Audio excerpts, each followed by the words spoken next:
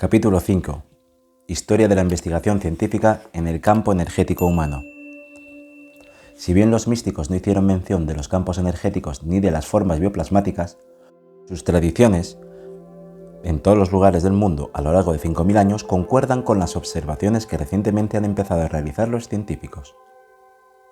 La tradición espiritual. Adeptos de todas las religiones afirman haber experimentado o visto luces alrededor de las cabezas humanas. Mediante prácticas religiosas tales como la meditación y la oración, alcanzan estados de conciencia ampliada que activan sus capacidades latentes de percepción sensorial elevada. La tradición espiritual india, que cuenta con más de 50 siglos de antigüedad, habla de una energía universal denominada prana, considerada el constituyente básico y la fuente de toda vida. El prana, o hálito vital, fluye por todas las formas a las que ha dado vida. Los yogis practican la manipulación de esta energía mediante técnicas respiratorias, meditación y ejercicios cuya finalidad es mantener unos estados alterados de conciencia y de juventud mucho más allá de su alcance normal. En el tercer milenio a.C., los chinos propugnaban la existencia de una energía vital a la que denominaban chi. Toda materia, animada o no, está compuesta y transfundida por esta energía universal. El chi contiene dos fuerzas polares, el yin y el yang. Cuando están equilibradas, el sistema vital muestra salud física. Si se desequilibran, el resultado es la enfermedad. Un yang demasiado poderoso tiene como consecuencia un exceso de actividad orgánica. Si el que predomina es el yin, da lugar a un funcionamiento insuficiente. Ambos desequilibrios provocan enfermedad física. La antigua técnica de la acupuntura se centra precisamente en equilibrar el yin y el yang. La Cábala, teosofía mística judía, surgida alrededor del año 538 a.C., denomina esta misma energía luz astral. En la iconografía religiosa cristiana, Jesús y otras figuras espirituales aparecen rodeadas por campos luminosos. El Antiguo Testamento contiene numerosas referencias a la luz que rodea a la gente y a la aparición de luces, pero estos fenómenos perdieron su significado original con el transcurso de los siglos. Por ejemplo, el Moisés de Miguel Ángel muestra el Carnaén en forma de dos cuernos, en vez de los dos rayos de luz a los que se refería originalmente dicho término. La razón es que, en hebreo, dicha palabra significa indistintamente cuerno o luz. En su obra Future Science, John White relaciona 97 culturas distintas en las que el fenómeno aural recibe otras denominaciones diferentes. Muchas enseñanzas esotéricas, abro paréntesis, como los antiguos textos beduinos del hinduismo, los teósofos, los rosacruces, los miembros de la Native American Medicine People, los budistas tibetanos e indios, los budistas zen japoneses, Madame Blavatsky y Rudolf Steiner, por citar solo unas pocas, cierro paréntesis, describen detalladamente el campo energético humano. En fechas recientes, muchas personas con forma científica moderna han sido capaces de añadir observaciones sobre el nivel físico concreto. La tradición científica desde el 500 a.C. hasta el siglo XIX. Muchos pensadores científicos occidentales han sostenido a lo largo de la historia la idea de una energía universal que penetra en la naturaleza de forma global. En esta energía vital percibida como un cuerpo luminoso fue registrada por los pitagóricos, por primera vez en la literatura occidental alrededor de 500 a.C. Afirmaban que su luz podía producir muy diversos efectos sobre el organismo humano, incluyendo la curación de enfermedades. Boirac y Leverrier, eruditos de principios del siglo XII, vieron que la energía que poseemos los seres humanos puede dar lugar a la interacción de individuos separados por grandes distancias. Según sus informes, una persona puede producir sobre otra un efecto saludable o patológico con su mera presencia. Abro paréntesis o comillas. ¿A quién no le ha pasado esto? Bueno, eso es un comentario mío. Cierro paréntesis. Paracelso sabía de la Edad Media. Llamó a esta energía Iliaster, entidad compuesta por una fuerza vital y una materia vital. El matemático Van Helmont percibió, a comienzos del siglo XIX, un fluido universal que penetra toda la naturaleza. No se trata de una materia corpórea o condensable, sino de un espíritu vital puro que invade todos los cuerpos. Otro matemático, Leibniz, escribió que los elementos esenciales del universo son centros de fuerza que contienen su propia fuente de movimiento. Van Helmont y Mesmer observaron en el siglo XIX otras propiedades de los fenómenos de energía universal que dieron lugar al mesmerismo, que se convertiría luego en el hipnotismo. Según esos autores, los objetivos animados e inanimados se podían cargar con este fluido y los cuerpos materiales podían ejercer mutuas influencias a distancia, lo que sugería la posible existencia de un campo análogo en algunos sentidos a un campo electromagnético. A mediados del siglo XIX, el conde Wilhelm von Reichswald, perdonad porque seguro que lo pronuncio mal, dedicó 30 años a experimentar con el campo que denominó fuerza ódica. Comprobó que mostraba muchas propiedades similares a las del campo electromagnético descrito anteriormente, en el mismo siglo por James Clerk Maxwell. También descubrió numerosas propiedades exclusivas de la fuerza ódica. Determinó que los polos de un imán no solo presentan una polaridad magnética, sino también una polaridad exclusiva relacionada con este campo ódico. Otros objetos, los cristales, por ejemplo, también presentan esa polaridad única, sin ser magnéticos por sí mismos. Los polos de la fuerza ódica presentan las propiedades subjetivas de resultar calientes, rojos y desagradables, o bien azules, fríos y agradables, a las observaciones de individuos sensibles. Determinó, además, que los polos opuestos no atraen como el electromagnetismo. Comprobó que con la fuerza ódica los polos semejantes se atraen, es decir, el igual atrae al igual. Se trata de un fenómeno auroral muy importante, como tendremos ocasión de ver más adelante. Von Reichenbach estudió la relación entre las emisiones electromagnéticas del Sol y las concentraciones afines del campo ódico. Descubrió que la mayor concentración de esta energía radica en las gamas rojas y azul-violeta del espectro solar. Von Reichenbach especificó que las cargas opuestas producían sensaciones subjetivas de calor y frío en grados variables de potencia que pudo relacionar con la tabla periódica de los elementos químicos mediante una serie de ensayos ciegos. Todos los elementos electropositivos proporcionaban a los sujetos desagradables sensaciones de calor.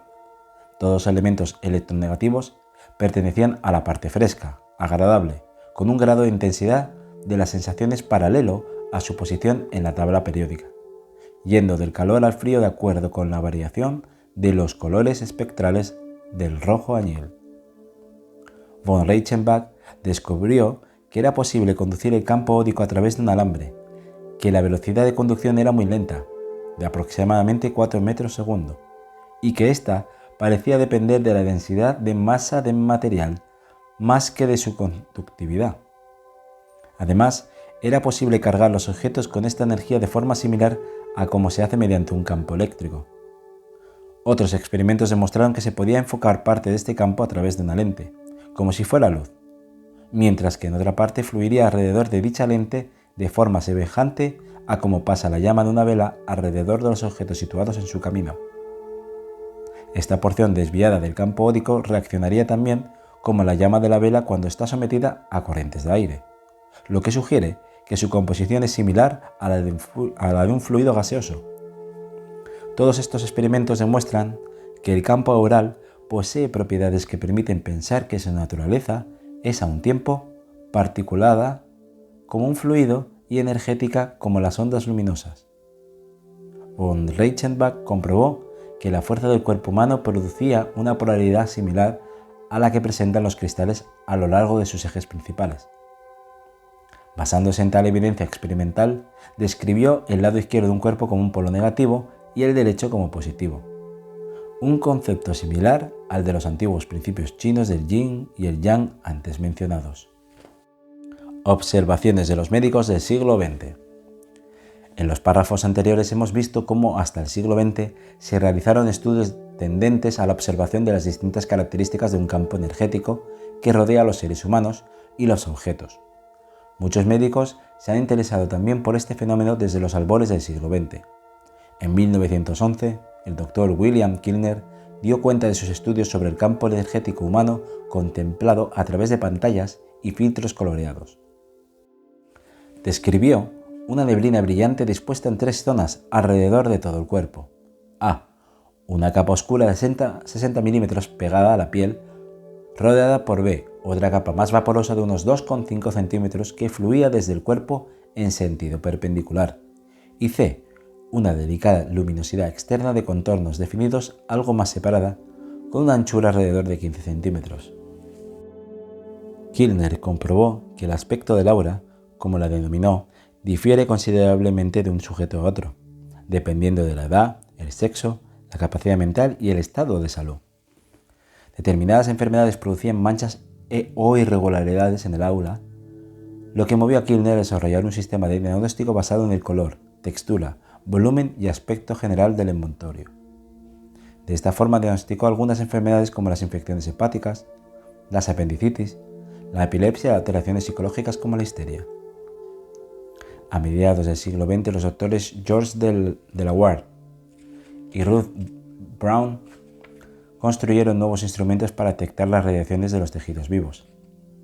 El primero desarrolló la radiónica, un sistema de detección, diagnóstico y curación a distancia que se servía del campo energético biológico humano. Sus trabajos más impresionantes son unas fotografías que fueron tomadas utilizando el cabello de una paciente como antena. En ellas se muestran formaciones internas de enfermedades del tejido vivo, tales como tumores y quistes del hígado, tuberculosis pulmonar y tumores cerebrales malignos.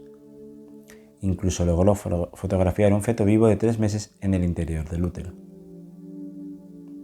El doctor Wilhelm Reich, psiquiatra y colega de Freud, a principios del siglo XX, se interesó vívidamente por una energía universal a la que denominó orgónica. Estudió las relaciones entre las alteraciones en el flujo de orgones del cuerpo humano y las enfermedades físicas y psicológicas. Reich desarrolló una modalidad psicoterapéutica que integraba las técnicas analíticas freudianas para desvelar el inconsciente con técnicas físicas destinadas a desbloquear el flujo natural de la energía orgónica del cuerpo. Al liberar estos bloqueos energéticos, Reich pudo aclarar los estados mental y emocional negativos. El periodo comprendido desde la década de los 30 hasta los años 50, Reich experimentó con estas energías empleando el instrumental electrónico y médico más avanzado de la época. Observó que esta energía latía en el cielo y alrededor de todos los objetos orgánicos e inanimados. Observó con ayuda de un microscopio de alta resolución especialmente construido que los microorganismos irradian pulsaciones de energía orgónica. Reich construyó diversos aparatos físicos para estudiar el campo orgónico. Uno de ellos fue un acumulador, entre comillas, capaz de concentrar energía orgónica que utilizó para descargar objetos. Observó que una válvula de descarga al vacío podía, después de haberse cargado en un acumulador durante un periodo de tiempo prolongado, conducir una corriente eléctrica a un potencial considerablemente más bajo que el suyo normal de descarga.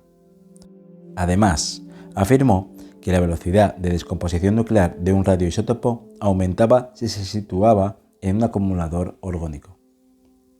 El Dr. Lawrence Bendit y Phoebe Bendit realizaron en los años 30 amplias observaciones del CEH, campo electromagnético humano, y relacionaron estos campos con la salud, la curación y el desarrollo del alma. El trabajo que realizaron subraya la importancia de conocer y entender las poderosas fuerzas formativas etéreas que son la base de salud y la curación del cuerpo. Más recientemente, el doctor Shafika Karaguya ha puesto en correlación las observaciones visuales realizadas por personas sensibles a las alteraciones físicas. Por ejemplo, un vidente llamada Diane fue capaz de observar las pautas energéticas de algunos enfermos y describir con gran precisión sus trastornos médicos, desde alteraciones cerebrales hasta obstrucciones del colon. Estas observaciones del campo etéreo revelan un cuerpo o un campo de energía vital que forma una matriz capaz de interpretar el cuerpo físico denso como si fuera una trama destellante de rayos luminosos. Esta matriz energética es la pauta básica en la que cobra forma y está anclada la materia física tisular. Los tejidos solo existen como tales merced a este campo vital que los respalda. El doctor Karaguya relacionó también las alteraciones de los chakras con la enfermedad. Por ejemplo, la sensitiva Dayan describió el chakra de la garganta de un paciente como hiperactivo y de color rojo y gris mate. Cuando Dayan observó el tiroides, observó que su textura era demasiado esponjosa y blanda y que el lado derecho no funcionaba tan bien como el izquierdo.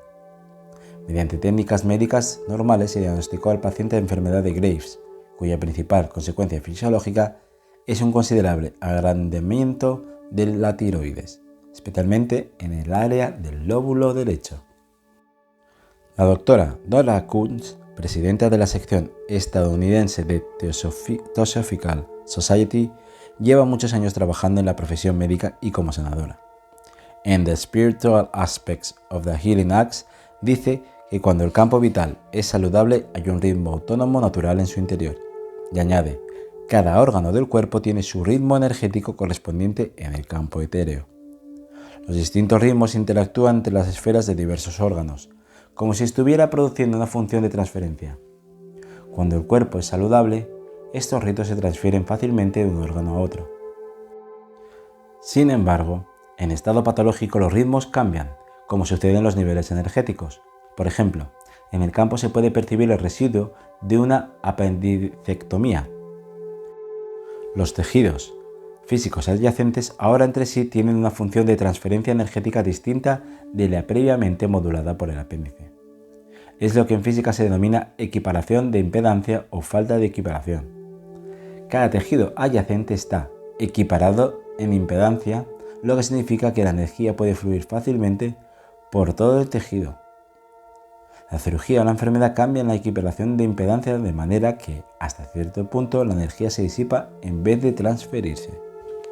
El doctor John Pierrakos ha desarrollado un sistema de diagnóstico y tratamiento de las alteraciones psicológicas basado en observaciones visuales y operaciones con el péndulo sobre el cuerpo humano o el CEH, mejor dicho, cuerpo electromagnético humano.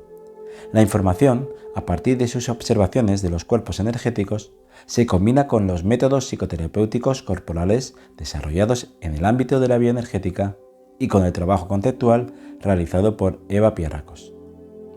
Este trabajo, que se denomina energética de núcleo, es un proceso unificado de curación interna que se concentra en las defensas del ego y la personalidad para desbloquear las energías corporales. La energética del núcleo busca el equilibrio de todos los cuerpos, físico, etéreo, emocional, mental y espiritual, para llevar a cabo la curación armoniosa de la persona en su totalidad. De lo anterior y de otros trabajos, deduzco que las emisiones de luz del cuerpo humano están íntimamente relacionadas con la salud. Subrayo que es importante hallar la forma de cuantificar estas emisiones luminosas por medio de instrumentos de medición lumínica fiables y normalizados, ya que así es posible poner esta información al alcance de la profesión médica para sus diagnósticos clínicos y hacer que la propia energía sea útil para el tratamiento. Mis colegas y yo hemos realizado una serie de experimentos para medir el CEH.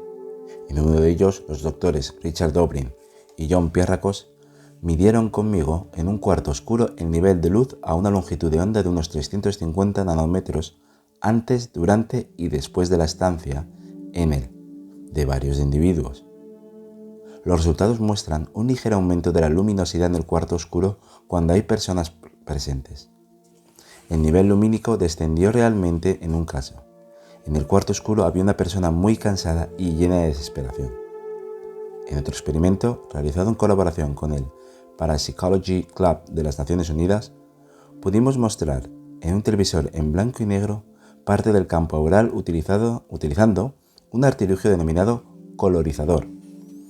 Este aparato permite amplificar en gran medida las variaciones de intensidad lumínica que se producen cerca del cuerpo. En un nuevo experimento, esta vez realizado en la Universidad de Drexel con el Dr. William Edson y Karen Getzlaff, una sensitiva que trabajó durante años con el Dr. Ryan en la Universidad de Duke, logramos alterar con la energía oral, doblándolo o atenuándolo un pequeño rayo láser de 2 milivatios. Aunque no fueron concluyentes, todos estos experimentos contribuyeron a confirmar la evidencia de que existen campos energéticos. Los resultados se dieron a conocer en Estados Unidos por la cadena de televisión NBC, pero no se pudo continuar con la investigación por falta de fondos. En Japón, Hiroshi Motoyama ha logrado medir niveles bajos de luz producidos por personas que han practicado yoga durante muchos años. Realizó este trabajo en un cuarto oscuro con ayuda de una cámara cinematográfica de bajo nivel lumínico. El doctor Zheng Roglian, de la Universidad de Lanzhou, República Popular de China, midió la energía, denominada Qi o Chi, irradiada del cuerpo humano mediante el detector biológico formado por la nerviación de una hoja conectado a un dispositivo de fotocuanto, aparato para medir la luz de baja intensidad. Estudió las emanaciones del campo energético de un maestro de Qigong, antiguo método chino de ejercicios para conservar la salud, así como las del campo de un vidente. El resultado de sus estudios demuestra que el sistema detector responde a la radiación en forma de impulso. La que emana de la mano del maestro de Qigong es muy distinta a la del vidente. El Instituto Nuclear Atómico de la Academia Sínica en Shanghai se demostró que parte de las emanaciones de la fuerza vital de los maestros de Qigong parece tener una onda sónica de muy baja frecuencia, que se presenta como una onda portadora que fluctúa a baja frecuencia. En algunos casos también se detectó la energía Qi como flujo de partículas con un tamaño de unas 60 micras de diámetro y una velocidad de unos 20 a 50 centímetros segundo. Hace algunos años un grupo de científicos soviéticos del Instituto de Bioformación de ASPOW anunció el descubrimiento de que los organismos vivos emiten vibraciones de energía a una frecuencia de entre 300 y 200 nanómetros. Los científicos soviéticos denominaron a dicha energía biocampo o bioplasma. Descubrieron que las personas capaces de realizar con éxito la transferencia de bioenergía poseían un biocampo mucho más ancho y fuerte. Estos hallazgos han sido confirmados por la Academia de Ciencias Médicas de Moscú y están refrendados por las investigaciones realizadas en Inglaterra, los Países Bajos, Alemania y Polonia. Un estudio más extraordinario del aura humana que he visto fue realizado por la doctora Valerie Hahn y sus colaboradores en UCLA. En un estudio acerca de los efectos del Rolf sobre el cuerpo y la psique, la doctora registró la frecuencia de las señales de bajo milivoltaje emitidas por el cuerpo durante una serie de sesiones de Rolf. Para registrarla utilizó electrodos elementales construidos con plata, cloruro de plata, que se colocaban sobre la epidermis. Al mismo tiempo que se registraban las señales electrónicas, la reverenda Rosalind Buiren del Helline Light Center observaba las auras tanto de la persona que aplicaba Rolf como de las que la recibía. Sus comentarios fueron grabados en el mismo magnetófono que recogió los datos electrónicos. Ofreció un informe completo sobre el color, tamaño y movimientos energéticos de los chakras y de las nubes aurales que intervenían. A continuación, los científicos analizaron matemáticamente las pautas de las ondas registradas por medio de un análisis Fourier y otro de la frecuencia del sonograma, y ambos revelaron resultados notables. Las formas y frecuencias de onda consistentes se relacionaban específicamente con los colores, según informó la reverenda Buiren. Dicho de otro modo, cuando la reverenda Buiren observaba un color azul en el aura en un lugar específico, las mediciones electrónicas mostraban siempre la forma y la frecuencia características de la onda azul en el mismo lugar. La doctora Hahn repitió el mismo experimento con otros 7 lectores del aura. Todos ellos vieron colores aurales correlacionados con las mismas pautas de frecuencia onda. En febrero de 1988, los resultados del estudio en un curso mostraban las siguientes correlaciones de color y frecuencia, en Hz o ciclos por segundo. Azul, 250-275 Hz más 1200 Hz. Verde, 250-475 Hz. Amarillo, 500 a 700 Hz. Naranja, 950 a 1050 Hz. Rojo, 1000 a 1250 Hz. Violeta, 1000 a 2000, más 300, 400 Hz, 600, 800 Hz. blanco 1100-200 Hz. Estas bandas de frecuencia, excepto por lo que se refiere a las bandas adicionales de azul y violeta, se encuentran en orden inverso a la secuencia del color del arco iris. Las frecuencias medias constituyen una señal identificativa de la instrumentación y de la energía que se mide. La doctora Hahn afirma lo siguiente: a lo largo de los siglos, los sensitivos han visto y descrito las emisiones orales, pero esta es la primera evidencia electrónica objetiva sobre frecuencia, amplitud y tiempo, lo que supone un espaldarazo para sus observaciones subjetivas de la descarga de color. El hecho de que las frecuencias de color descubiertas en estos experimentos no dupliquen las de la luz o de la pintura no resta validez al descubrimiento. Cuando comprendemos que lo que vemos como colores son frecuencias captadas por el ojo, que hemos diferenciado y a las que hemos adjudicado un símbolo verbal, nada hay que indique que los centros del proceso del ojo y del cerebro deben interpretar el color únicamente en altas frecuencias. El criterio definitivo para la experiencia del color es la interpretación visual. Sin embargo, contando con instrumentos más afinados y técnicas más perfeccionadas de registro y reducción de datos, estos principalmente hasta 1500 Hz pueden contener hoy con toda la facilidad frecuencias mucho más altas. La doctora Hahn añadió que los chakras solían tener los colores que se habían consignado en la literatura metafísica, es decir, rojo kundalini, naranja hipogástrico, amarillo bazo, verde corazón, azul garganta, violeta tercer ojo y blanco corona. El chakra del corazón era con mucho el más activo. Los sujetos tenían muchas experiencias emocionales, imágenes y rememoraciones conectadas con las distintas áreas del cuerpo sometidas al rol. Estos hallazgos avalan la creencia de que el recuerdo de las experiencias se almacena en el tejido corporal. Por ejemplo, cuando se someten al proceso de rol las piernas de alguien, cabe que vuelva a vivir la experiencia de aprender a usar el orinar en su primera infancia. No solo la recordará, sino que volverá a vivirla emocionalmente. Con frecuencia los padres intentan enseñar al niño a usar el orinal antes de que su cuerpo haya establecido la conexión del cerebro con los músculos para controlar realmente el esfínter que regula las deposiciones. Como el niño no está fisiológicamente capacitado para controlar el esfínter, compensará esta carencia apretando los músculos de los muslos. Esto supone someter el cuerpo a una gran tensión y fatiga, que en muchas ocasiones perduran de por vida o se mantienen hasta la puesta en práctica de intensas sesiones de rol o bioenergéticas. Cuando se han aliviado la tensión y la fatiga musculares, el alivio llega también a la memoria. Otro ejemplo de mantenimiento de la memoria y de la tensión es la rigidez de hombros que sufren muchas personas. Procede de haber sometido sobre los hombros el miedo o la ansiedad. El doctor se puede preguntar a sí mismo: ¿qué es lo que temo no ser capaz de lograr? ¿O qué creo que pasará si no tengo éxito? Hago un comentario aquí. Yo soy terapeuta y la verdad es que en consulta siempre se ve el 90% de la gente con tensión en los hombros. Esta es una clave. Cierro con paréntesis. Conclusiones. Si definimos el campo energético humano como todos los campos o emanaciones del cuerpo del individuo, podremos ver que muchos componentes bien conocidos del CEH han sido medidos en el laboratorio.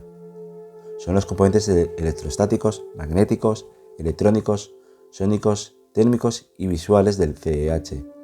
Todas estas mediciones concuerdan con los procesos fisiológicos normales del cuerpo, superándolos para aportar un vehículo al funcionamiento psicosomático. Las mediciones de la doctora Hahn muestran frecuencias definidas para colores del aura igualmente precisos. Dichas frecuencias pueden tener sobretonos más altos que no fueron registrados a causa de las limitaciones del equipo del laboratorio utilizado. Las mediciones relacionadas más arriba muestran también que el CEH, cuerpo electromagnético humano, se compone de partículas que tienen un movimiento semejante al de un fluido, como las corrientes de aire o de agua. Estas partículas son diminutas, incluso subatómicas, según algunos investigadores. Cuando dichas partículas ínfimas se desplazan juntas formando nubes, los físicos suelen denominarlas plasmas. Esto se atiende a determinadas leyes físicas, lo que ha llevado a los físicos a considerarlos como un estado entre la energía y la materia. Muchas de las propiedades del cuerpo electromagnético humano medidas en laboratorio sugieren un quinto estado de la materia denominado bioplasma por algunos científicos. Estos estudios demuestran que el modelo corporal ordinario, formado por sistemas, como el sistema digestivo, resulta insuficiente. Es necesario desarrollar un modelo adicional basado en el concepto de un campo energético organizador. El modelo de un campo electromagnético complicado, CEC, no satisface por completo este fin. Muchos de los fenómenos psíquicos asociados con el CEH, campo electromagnético humano, como la precognición o la conciencia de información sobre la vida pasada, no se pueden medir con el modelo de campo electromagnético complicado. Según la doctora Valerie Hunt, se puede considerar el cuerpo desde un concepto cuántico de energía que surge de la naturaleza celular atómica del cuerpo en funcionamiento y que atraviesa los tejidos y los sistemas. Sugiere que sería conveniente contar con una visión holográfica del cuerpo electromagnético humano. El concepto de holograma que surge en la investigación física y del cerebro parece aportar una visión auténticamente unificadora y cósmica de la realidad que exige la reinterpretación de todos los hallazgos biológicos en otro plano. Marilyn Ferguson declaró en el Brain Mind Bulletin que el modelo holístico ha sido descrito como paradigma emergente, una teoría integradora que atraerá a toda la maravillosa fauna silvestre de la ciencia y del espíritu. He aquí por fin una teoría que casa la biología con la física en un sistema abierto. Revisión del capítulo 5. Pregunta 1. ¿Cómo se ha medido el CEH, campo electromagnético humano? Segunda pregunta. ¿Cuándo conocieron por primera vez los seres humanos el fenómeno aural? Tercera pregunta. ¿Cuándo y quién observó el aura por primera vez en el siglo XIX? Cuarta pregunta. ¿Cómo va el fenómeno del CEH más allá de lo que conoce la ciencia actual? Y quinta pregunta. Desde el punto de vista de la ciencia teórica y experimental de hoy, ¿qué es un buen modelo para explicar el fenómeno CEH? Bueno, hasta aquí el capítulo 5. Espero que lo hayas disfrutado y que tengas un día y una vida maravillosa. Y si aún no estás suscrito o suscrita, suscríbete, que es la manera de apoyar este canal. Y también hay un botón de gracias en el link o en la descripción, que también es una manera de apoyar este canal, ya que lleva su tiempo. Pero estamos encantados de ello. Hasta la próxima.